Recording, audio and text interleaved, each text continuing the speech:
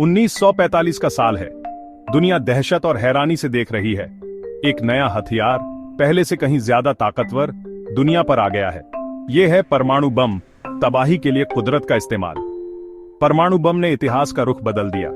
इसने दुनिया को परमाणुओं के अंदर छिपी विनाशकारी शक्ति दिखाई, जो हमारे ब्रह्मांड की मूलभूत इकाइयां हैं। ये जानना बहुत जरूरी है कि यह हथियार कैसे काम करता है, ताकि ऐसी तबाही फिर कभी न हो। परमाणु बम को समझने के लिए हमें पहले परमाणुओं को समझना होगा।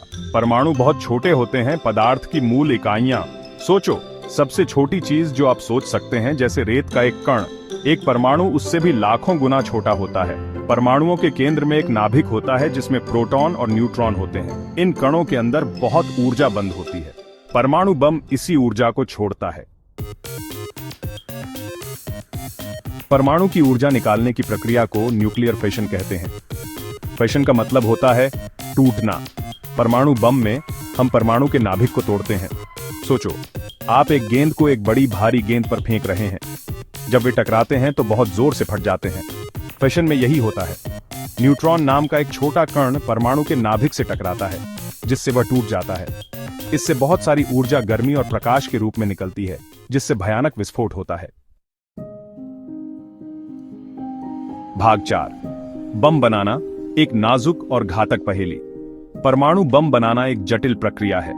इसके लिए एक खास तरह के परमाणु, जिसे यूरेनियम या प्लूटोनियम कहते हैं, को एक साथ लाना पड़ता है।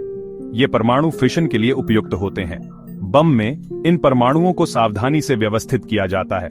जब इसे शुरू किया जाता है तो फिशन की एक श्रृंखला प्रतिक्रिया होती है। एक परमाणु टूटता है, न्यूट्रॉन छोड़ता है, जो दूसरे परमाणुओं से टकराते हैं, जिससे वे भी टूट जाते हैं। यह श्रृंखला प्रतिक्रिया बहुत तेजी से होती है, जिससे बहुत ज्यादा ऊर्जा निकलती है। भाग 5। हिरोशिमा और नागासाकी, एक कठोर याद। अगस्त 1945 में परमाणु बम की विनाशकारी शक्ति प्रत्यक्ष रूप से देखी गई। जापान के हिरोशिमा और नागासाकी शहरों को निशाना बनाया गया था।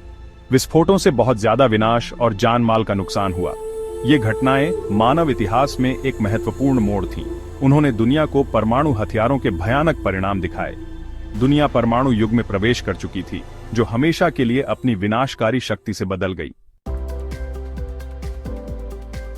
भाग 6। कगार पर दुनिया संधियों का महत्व। हिरोशिमा और नागासाकी की भयावहता ने इन हथियारों को नियंत्रित करने के लिए एक वैश्विक प्रयास किया। परमाणु संधियां और समझौते उनके प्रसार और उपयोग को रोकने के लिए बनाए गए थे। ये समझौते हमारी दुनिया की सुरक्षा के लिए बहुत महत्वपूर्ण हैं।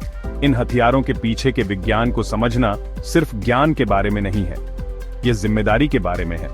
यह हमें कूटनीति, शांति और यह सुनिश्चित करने के लिए मिलकर काम करने के महत्व की याद दिलाता है कि इन हथियारों का फिर कभी इस्तेमाल न हो। हमारे पास अतीत से सीखने और परमाणु युद्ध के खतरे से मुक्त भविष्य चुनने की शक्ति है।